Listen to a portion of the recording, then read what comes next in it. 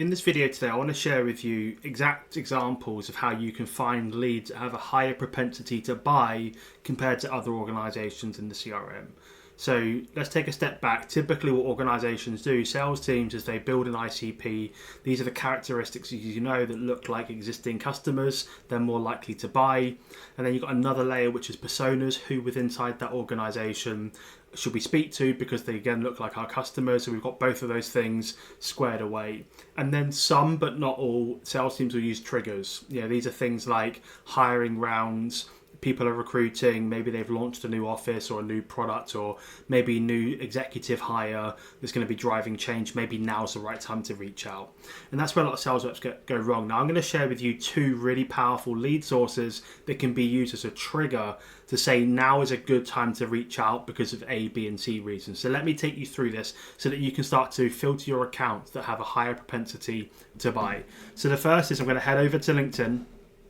And then let's say, for example, that I'm a sales rep selling employee engagement software. I'm going to type in employee engagement into the search bar, and then I'm going to go to events. Now, when I show sales teams this in training, 99.9% of the time, they don't know it exists, and it blows their mind. It blew my mind years ago when I came across it, and it will make total sense in just a second. So there's 771 results for events around employee engagement. Now, what I want to do is I want to show you the exact list of attendees that are attending those events without you having to buy them. So as I scroll down the list, there's 22 attendees for this one, 10 for this one, 28 for this one. This one's got 136, which is a better number. So I know this one is a good example because I used it on a training the other day with a sales team. So when I click into this here, I can see three things. You'll only be able to see two to start off with. So I can see details about the event, any comments so far, and then this networking tab. When you come here, you're only going to be able to see details and comments. Now, the way that you can see networking is by going to here and it will say register or attend. I've already done that, like I said, on the training. Once you've hit that, you'll be able to see this networking tab. Now, let's say, for example, I sell to HR managers in big technology companies. If I scroll down, I can see these are 136 attendees that are going to be going. I can also see any existing connections that I have, and I could send Ali here a message. Right, but I can also see that, here we go, HR manager at Microsoft is a second degree connection. I can reach out and start a conversation about this event or talk about a topic or a problem that the event is going to be talking about and let them know how we solve it in a differentiated way and try and book a meeting. Really, really powerful. So let's say I've got 50 target accounts, prospects I'm trying to break into. A really powerful trigger could be one of them are attending an event that is going to be talking about how they can solve a problem. Because let's be real for a second, people don't attend events online or in person for fun. When I was a VP of sales, I never attended like a forecasting event with AI for fun because my calendar was absolutely slammed, and if I had time to get take a break, I'd get some fresh air or grab a coffee. I wouldn't be just randomly attending events because I was bored and had time to fill, right? So people are attending these because they've got a problem or they see an opportunity to do something great.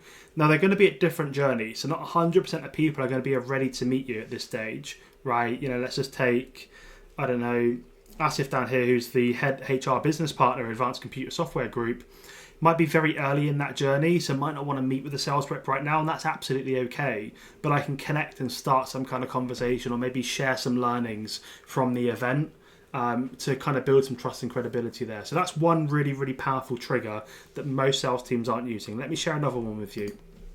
So probably 4 or 5 years ago, I wanted to attend a conference outside of the UK, and my boss said, hey, I'm happy for you to go. It was thousands of pounds for a ticket, expensive flights and accommodation. And he said, look, happy for you to go if you can show that we've got some meetings, some pipeline or some conversations lined up ready for the event to kind of help us build a business case to approve the and see the ROI there, right?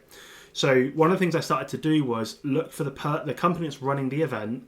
They would usually use a hashtag. So like Salesforce, they do like hashtag Dreamforce for their big conference every year.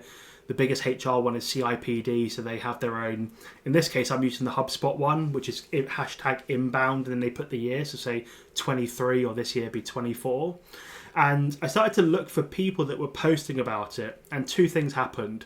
One, I found people that at HubSpot, for example, here, let's take Kelly.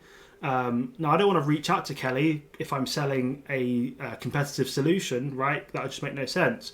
But what I can do is I can go and look at the people that are engaging and take, I don't know, Dave, for example, who's North America Marketing Director for Manpower Group, and say, hey, Dave, noticed that you engaged with Kelly's post about Inbound 23.